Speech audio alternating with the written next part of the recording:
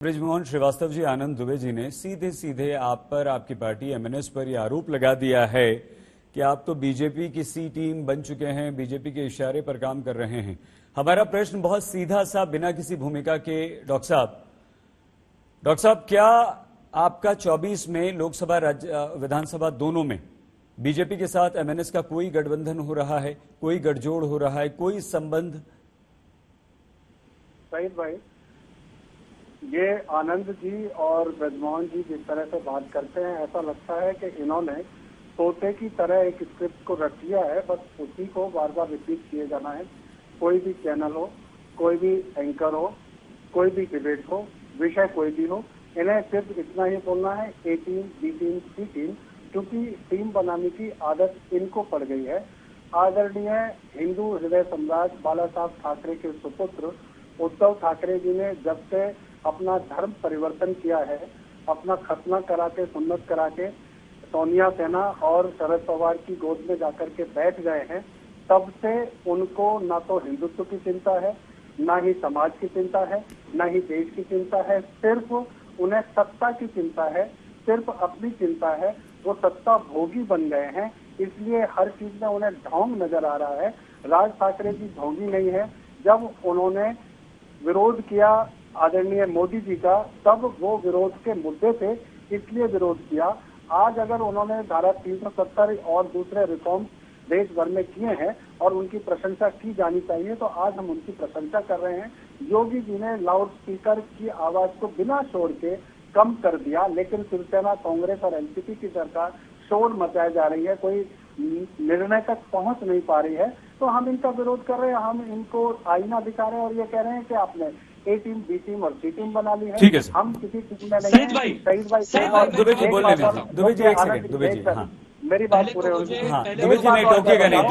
दुबे जी निवेदन, दुबे जी निवेदन, doctor Vagish, doctor Vagish, 2024 की तैयारी, तो मैं आपको बहुत स्पष्ट तरीके से, नहीं तैयारी नहीं, बीजेपी के साथ मैं वहीं आ रहा हूँ। गठबंधन तब होता है जब कोई दल किसी को प्रस्ताव देता है। तो भारतीय जनता पार्टी ने अब तक किसी भी तरह का लिखित या मौखिक प्रस्ताव हमें नहीं दिया है।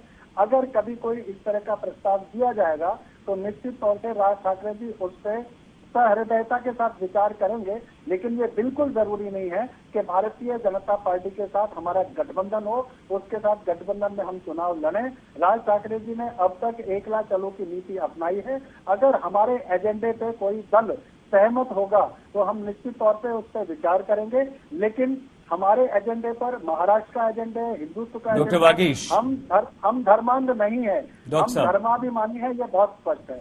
हम धर्मांध डॉक्टर साहब नहीं है। बीजेपी से, डॉक्टर साहब बीजेपी की प्रार्थना का विरोध नहीं है सईद भाई, ठीक है, किसी भी धर्म डॉक्टर का साहब विरोधी नहीं है। डॉक्टर सारस्वत, बीजेपी से किसी तरह की कोई आपत्ति आपको नहीं है अगर प्रस्ताव आता है, या राजनीति अगर किसी भी तरह से आप दोनों को मिलने की तरफ प्रेरित करती है तो आप मिल जाएंगे? मैं बहुत स्पष्ट कर देना चाहता हूं, हमारी पार्टी का शुरुआत से, जब से स्थापना हुई है, 16 साल हो चुके हैं, महाराष्ट्र नवनिर्माण सेना की स्थापना लेके एक एजेंडा है, वो एजेंडा है महाराष्ट्र धर्म। हमारे लिए भी महाराष्ट्र का महाराष्ट्र माझा, ठीक है, महाराष्ट्र पहले है, हम पहले मराठी हैं, और उसके साथ साथ चूंकि हमारा जन्म हिंदुत्व में, हिंदू घराने में हो तो हम हिंदू हैं। हम धर्मांध नहीं है, हम मुस्लिम धर्म के विरोधी नहीं है, हम किसी भी धर्म के विरोधी नहीं है, हम सर्व धर्म संभाव की बात करते हैं। ठीक है डॉक्टर साहब, साथ लेके चले। सचिन जी, महाराष्ट्र में बड़ी मुश्किल से आप सत्ता में आ पाए और इस महाआघाड़ी सरकार के साथ आप सत्ता में हैं। आज जो परिस्थितियां इस समय बन रही हैं, आपको लगता है कि देश में आपकी स्थिति कमजोर हो रही है?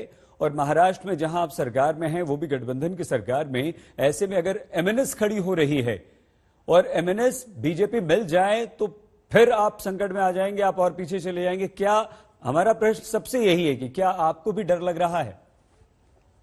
नहीं, हमें डर देश के लिए लग रहा है। देखिए, देश में जिस तरह से नफरत की राजनीति भारतीय जनता पार्टी आगे बढ़ा रही है, उसी की एक फ्रेंचाइजी महाराष्ट्र में उन्होंने महाराष्ट्र नवनिर्माण सेना को दी है। अब ये मेरे जिस इलाके में मैं रहता हूँ, वहां एक दुकान है जो बहुत, मतलब मेरे ख्याल से विगत बहुत साल से चल रही थी। अलग अलग होगी। पहले मिठाई की चली, वो नहीं चली, फिर उसके बाद में कोई साड़ी की दुकान डाली, साड़ी की दुकान नहीं चली, तो फिर बाद में एक बनियान की दुकान डाली, लेकिन चल नहीं पाई। उसी तरह से महाराष्ट्र नवनिर्माण सेना 2006 से अपनी ये दुकानें बदलती रह रही है। पहले तो उन्होंने धर्मनिरपेक्षता शुरू की, उनका झंडा कुछ अलग था। 2 साल में वो मराठी के मुद्दे पे आए, लोगों को मारने लग गए, वो भी नहीं चला। उनके जो इंजन के डब्बे में कोई मतलब लोग बैठने को तैयार नहीं थे। उसके बाद में अभी ये नई दुकान उन्होंने खोली है। निश्चित तौर पर ये सभी जो चीजें वो करते आ रहे हैं, इसकी आदत लोगों को पड़ चुकी है। लोगों ने बार बार उनको धिक्कार दिया है, उनको नकारा है। निश्चित तौर पर अभी ये किराए के लाउड स्पीकर की तरह भारतीय जनता पार्टी उनका इस्तेमाल कर रही है, और जो वो नहीं कर सकती, जो वो नहीं कह सकती, इनके मुंह से कहलवा रही है।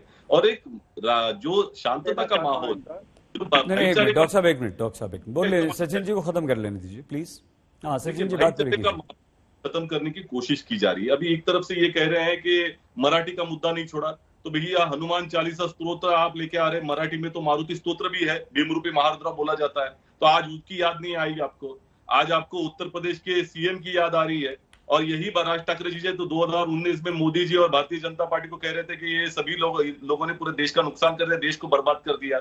आज अचानक भूमिका बदल दी। तो ये जो चोले बदलने का जो सिलसिला है वो सालों से चलते आ रहा है, और निश्चित तौर पर भारतीय जनता पार्टी इनका इस्तेमाल कर रही है। इसके अलावा और कुछ कहने की इनके बारे में सचिन जी नहीं।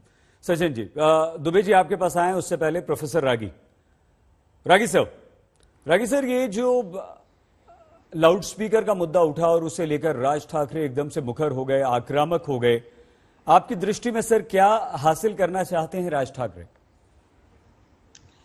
देखिए, राज ठाकरे ने एक मुद्दे को उठाया है और मुझे लगता है कि ये शिवसेना को इस पर अपना उत्तर देना चाहिए, और ये उत्तर जो है वो संविधान के अनुरूप हो, कानून के अनुरूप हो।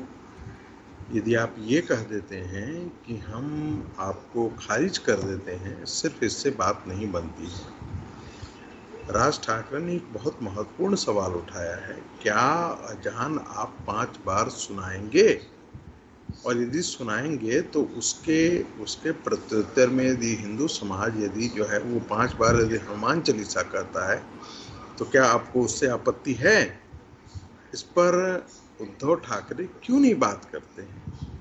एक बहुत वाजिब सवाल है। बाला साहब ठाकरे जी ने कहा था कि महाराष्ट्र के अंदर वो सड़कों पर अजान और नमाज का विरोध करते हैं।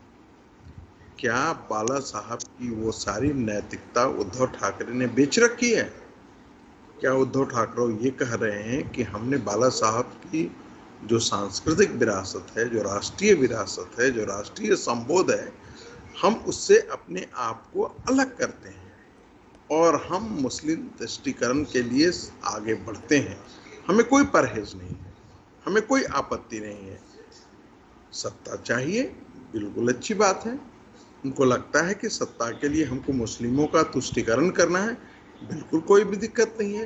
लेकिन आप कहें तो सही, आप ये स्वीकार तो करें कि हम अपने परिवार की सत्ता के लिए मुस्लिमों के साथ, मुस्लिम आतंकवादियों के साथ, मुस्लिम रेडिकलिस्ट ताकतों के साथ हम अपने आप को उनके आगे सजदा कर रहे हैं। हमको उनकी ज़रूरत है, ये आप कहें तो सही। इसलिए महत्वपूर्ण सवाल ये हो जाता है कि राजस्थान, ये महाराष्ट्र के अंदर कौन सी ऐसी ताकतें हैं जो इन ताकतों के साथ खड़ी हैं, और कौन सी ऐसी ताकतें हैं जो इनके विरोध में खड़ी हैं, जो इनका विरोध करता है। जो ताकतें इनके पक्ष में खड़ी हैं, वे वही ताकतें हैं वो कहीं ना कहीं अप्रत्यक्ष रूप में या प्रत्यक्ष रूप में, परोक्ष रूप में या प्रत्यक्ष रूप में, कहीं न कहीं विभाजन के पहले की मानसिकता को संपोषित करते हैं, कहीं न कहीं पहले की मानसिकता को संवर्धित करते हैं। मेरा बस